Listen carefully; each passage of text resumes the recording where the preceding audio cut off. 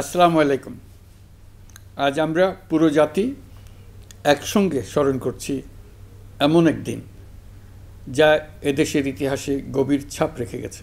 5ই August শুধু একটি বিশেষ দিবস নয়, এটি একটি প্রতিজ্ঞা, গণজাগরণের উপাখ্যান এবং ফ্যাসিবাদী শাসন থেকে জাতির পুনর্জন্মের দিন। আজ আমি গভীর শ্রদ্ধার সঙ্গে স্মরণ করছি 1971 সালের স্বাধীনতা যুদ্ধের সকল বীর মুক্তিযোদ্ধাদের, যাদের আত্মত্যাগে আমরা পেয়েছি স্বাধীন সার্বভৌম বাংলাদেশ।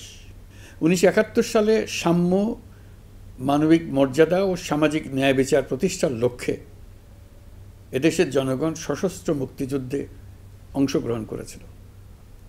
লাখো প্রাণীর বিনিময়ে একটি স্বাধীন রাষ্ট্র প্রতিষ্ঠা হয়েছিল।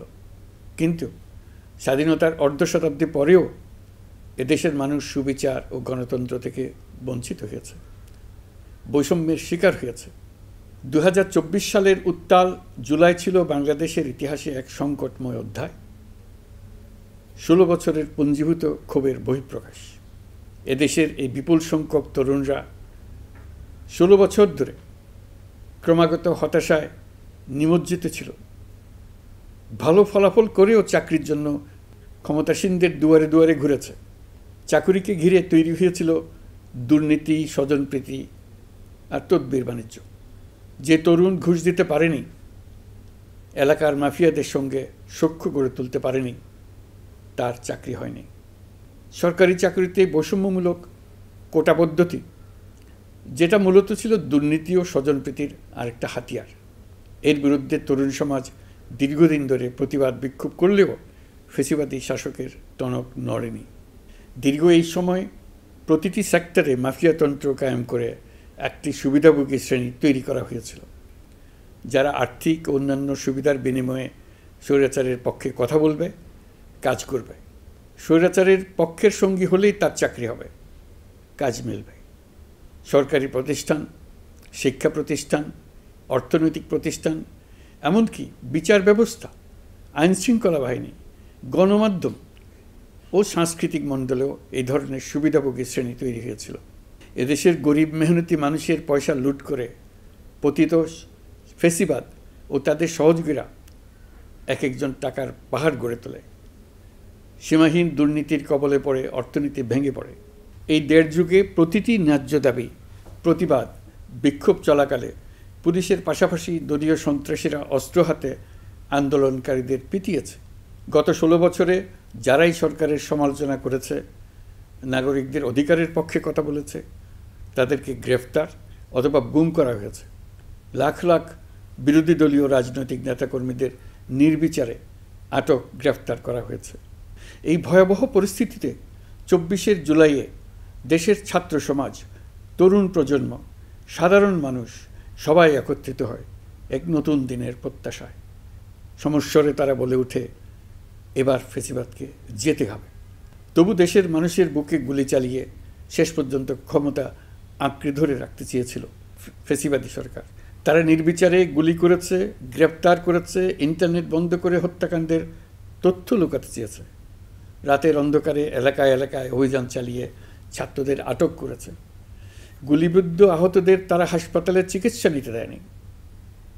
হাসপাতালগুলোকে নির্দেশ দেওয়া হয়েছিল যেন আহতদের ভর্তি না করা হয়।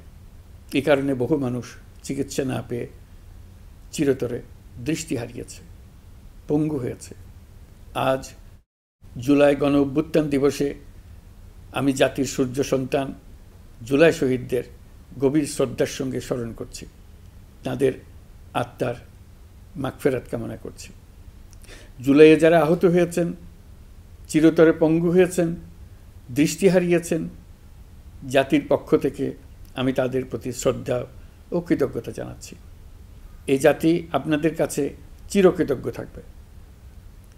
গত বছর ডিসেম্বর মাসে জুলাই গণ অভ্যুত্থানে শহীদ পরিবার ও আহতদের কল্যাণ ও যাবতীয় বিষয়াদির প্রশাসনিক দায়িত্ব মুক্তিযুদ্ধ বিষয়ক মন্ত্রণালয়ের উপর ন্যস্ত করা হয়েছে। এখন পর্যন্ত 836টি শহীদ পরিবারের মধ্যে 775টি শহীদ পরিবারকে মোট 98 কোটি 40 লাখ টাকার সঞ্চয়পত্র ও মাসিক ভাতা বাবদ ব্যাংক চেক দেওয়া হয়েছে। অবশিষ্ট যারা আছেন তাদেরও কয়েকটি বিষয় নিষ্পত্তি সাপেক্ষে সঞ্চয়পত্র দেওয়ার প্রক্রিয়া চলছে। এর পাশাপাশি আহত 13,800 জন জুলাই যুদ্ধকে 3টি ক্যাটেগরিতে নগদ টাকা ও চেক বাবদ মোট 153 কোটি 4 লাখ টাকা প্রদান করা হয়েছে।